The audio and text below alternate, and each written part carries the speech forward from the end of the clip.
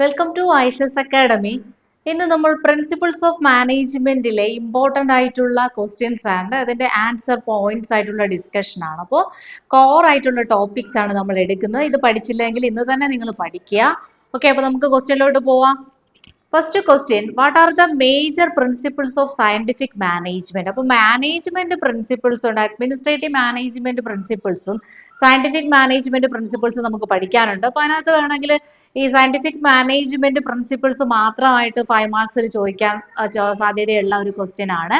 അപ്പൊ അങ്ങനെയാണെങ്കിൽ നമ്മൾ സയന്റിഫിക് മാനേജ്മെന്റ് ഏതാണ്, സയന്റിഫിക് മാനേജ്മെന്റ് പ്രിൻസിപ്പിൾസ് എന്നുള്ളതൊന്ന് നോട്ട് ചെയ്ത് വെച്ചേക്കുക.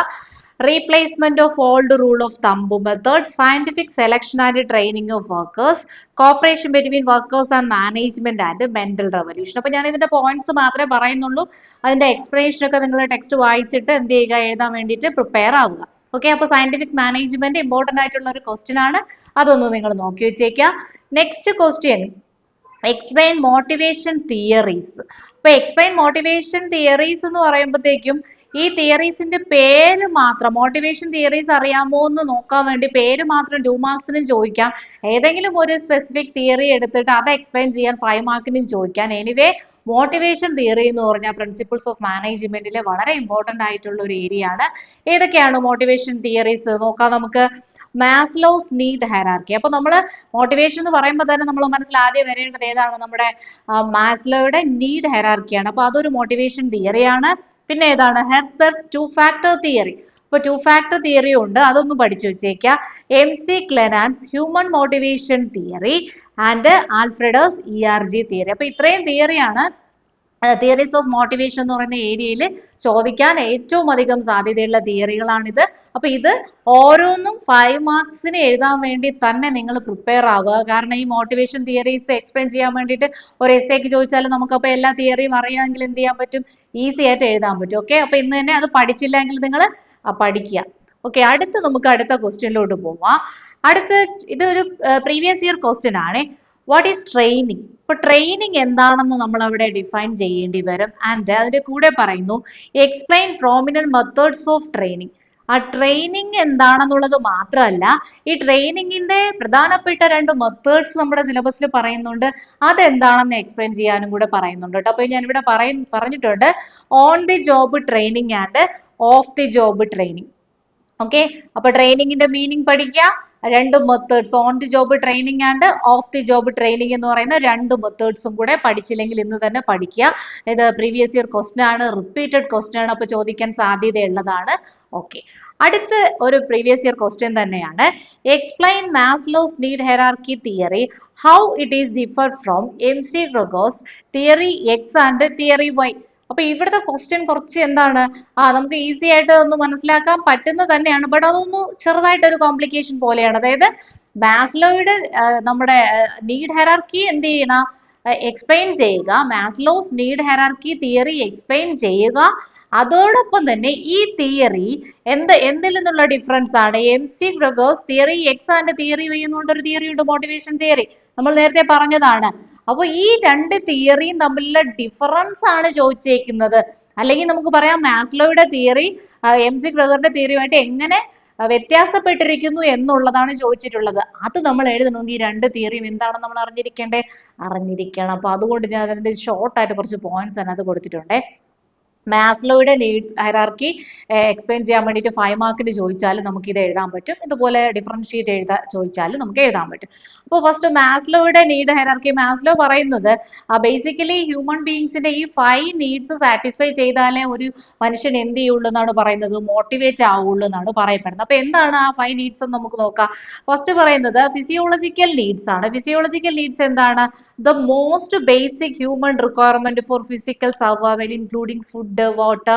അതായത് ഏത് മനുഷ്യന് ഏറ്റവും ബേസിക് ആയിട്ട് വേണ്ട ഫുഡ്, ഷെൽട്ടർ, അങ്ങനെയൊക്കെ ഉള്ള കാര്യങ്ങളുണ്ടല്ലോ. അപ്പൊ അതിനെയാണ് നമ്മൾ എന്തെന്ന് പറയുന്നത്, ഫിസിയോളജിക്കൽ നീഡ്സ്. അപ്പൊ ഇതാണ് ഒരു മനുഷ്യന്റെ ഏറ്റവും ബേസിക് ആയിട്ട് വേണ്ട നീഡ്, അല്ലെങ്കിൽ ഈ ഒരു നീഡാണ് ഒരു മനുഷ്യൻ ആദ്യം സാറ്റിസ്ഫൈ ചെയ്യാൻ ആഗ്രഹിക്കുന്നത് എന്നാണ് ആര് പറഞ്ഞത്, മാസ്ലോ പറഞ്ഞത്. ഓക്കെ, അപ്പൊ ആദ്യം ഓർഡർ പഠിച്ചു വെച്ചിരിക്കുക, ഫിസിയോളജിക്കൽ നീഡ്. ഓക്കെ, അടുത്ത് ഏതാണ്, സേഫ്റ്റി നീഡ്സ്. അപ്പൊ ഫിസിയോളജിക്കൽ നീഡ്സ് കഴിഞ്ഞ്, ദാറ്റ് മീൻസ് ഫുഡ്, പിന്നെന്താണ്, വാട്ടർ, വാംത്ത് അങ്ങനെയുള്ള കാര്യങ്ങൾ കഴിഞ്ഞു. അടുത്തൊരു ഹ്യൂമൻ ബീയിങ് ആഗ്രഹിക്കുന്നത് എന്ത് നീഡാണെന്ന് അറിയാമോ? സേഫ്റ്റി നീഡ്സ് ആണ്. Safety needs the desire for security, stability and protection from physical dangerous illness. അതായത് ഒരു എക്കണോമിക് ലോസ് വരാതെയോ അല്ലെങ്കിൽ ഫിസിക്കലി ഡേഞ്ചറസ് ആയിട്ടുള്ള ഒരു കാര്യം സംഭവിക്കാനുള്ള ഒരു സേഫ്റ്റി ആണ് ആര് പ്രതീക്ഷിക്കുന്നത്. അപ്പോൾ ബേസിക്കലി ഫുഡിന്റെ ഫിസിയോളജിക്കൽ ആയിട്ടുള്ള ബേസ് കാര്യങ്ങൾ കഴിഞ്ഞാൽ അടുത്ത് ഒരു ഹ്യൂമൻ ബീയിങ് പ്രതീക്ഷിക്കുന്നത് എന്താണെന്ന് അറിയാമോ? സേഫ്റ്റി നീഡ്സ് ആണ്. അത് സാറ്റിസ്ഫൈ ചെയ്യാനായിരിക്കും എന്നാണ് ഈ നീഡ് ഹയറാർക്കിയിൽ സെക്കൻഡ്ലി പറയുന്നത്. ആൻഡ് ഈ സേഫ്റ്റി കഴിഞ്ഞു, സേഫ്റ്റി നീഡ്സും ഓക്കെ ആണ്, സാറ്റിസ്ഫൈഡ് ആയാൽ എന്താണ്? ആ സോഷ്യൽ നീഡ്സ് ആണ് ഫുൾഫിൽ ചെയ്യേണ്ടത്. സോഷ്യൽ നീഡ്സ് എന്ന് പറഞ്ഞാൽ അവിടെ എന്താണ് ഉദ്ദേശിക്കുന്നത്?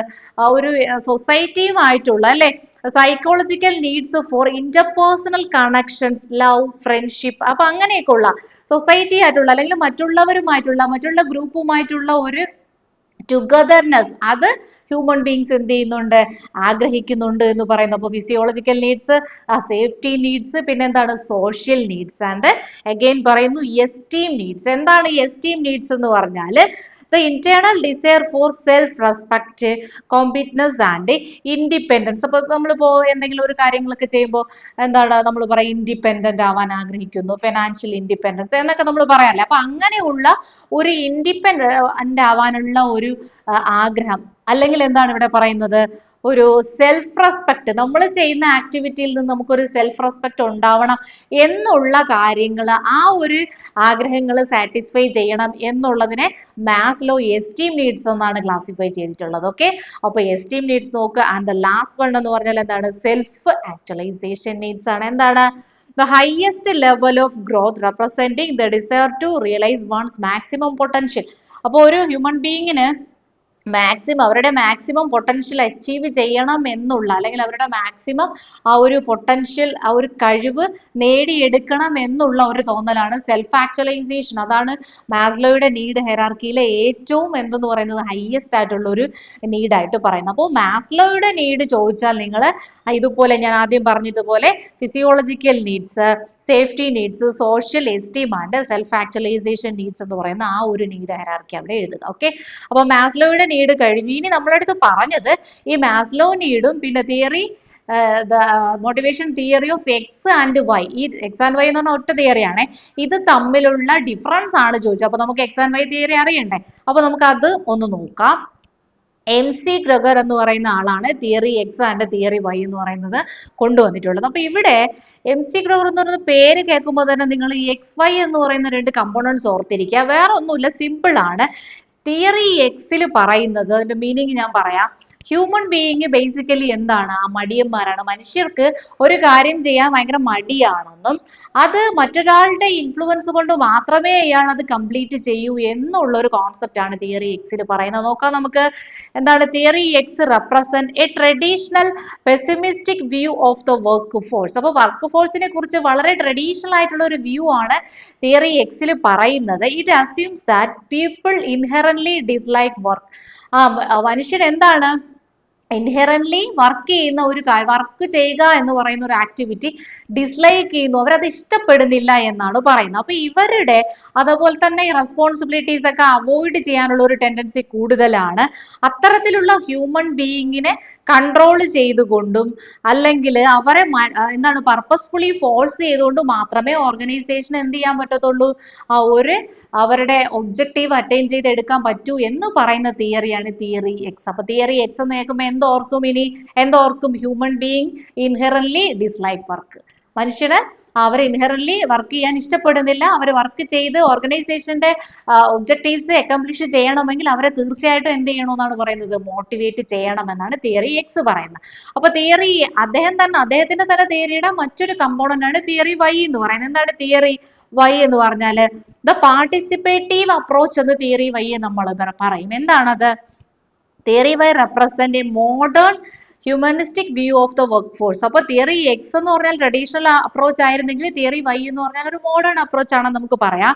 It assumes that employees are naturally self motivated, enjoying taking on responsibility and can exercise self direction if they are committed to the objectives. അപ്പൊ ഇവിടെ തിയറി എക്സിന്റെ ഓപ്പോസിറ്റ് ആയിട്ടാണ് തിയറി വൈ പറയുന്നത്.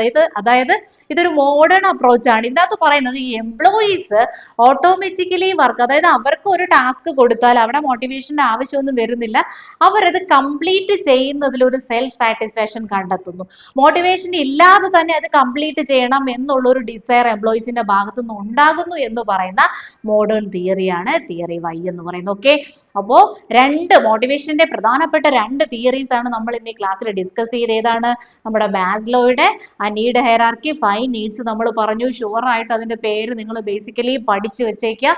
നിങ്ങൾക്ക് ആ പേരിൽ നിന്നെങ്കിലും അതിന്റെ എക്സ്പ്ലനേഷൻ എഴുതാൻ പറ്റും. Okay, and MC Gregor's theory X and theory Y. Theory X എന്ന് പറഞ്ഞാൽ ട്രഡീഷണൽ അപ്രോച്ച് ആണ്, തിയറി വൈ എന്ന് പറഞ്ഞാൽ മോഡേൺ അപ്രോച്ച് ആണ്. തിയറി എക്സിൽ പറയുന്നത് മനുഷ്യൻ എന്ത് ചെയ്യുന്നില്ല, അവർ ഇൻഹറന്റ്ലി വർക്ക് ചെയ്യാൻ ഇഷ്ടപ്പെടുന്നില്ല, അവിടെ മോട്ടിവേഷൻ ആവശ്യമാണ്. തിയറി വൈ എന്ന് പറഞ്ഞാൽ എന്താണ്? അങ്ങനെ മോട്ടിവേഷൻ ആവശ്യമൊന്നുമില്ല, എന്ത് ചെയ്യും എന്നുള്ളതാണ്. അവർക്ക് ഒരു ടാസ്ക് കൊടുത്താൽ അവർ എന്താണ് ഇൻഡിപെൻഡന്റ്ലി അത് ചെയ്ത് തീർക്കുകയും അത് ചെയ്ത് തീർക്കുമ്പോഴുള്ള ഒരു സെൽഫ് റെസ്പെക്ട് അവർക്ക്, അല്ലെങ്കിൽ ഒരു പോസിറ്റീവ്നെസ് അവർക്ക് അതിൽ നിന്ന് ഉണ്ടാവുകയും ചെയ്യുന്നു എന്നാണ് പറയുന്നത്. ഓക്കെ, അപ്പോൾ ഇത് മനസ്സിലായെന്ന് കരുതുന്നു. കൂടുതൽ ക്ലാസ്സുകൾക്കായിട്ട് എൻ്റെ ചാനൽ സബ്സ്ക്രൈബ് ചെയ്യുക. ഇതെല്ലാം നിങ്ങൾ കേട്ട് പഠിച്ചിട്ട് തന്നെ എക്സാമിന് പോകും. Okay, bye, all the best.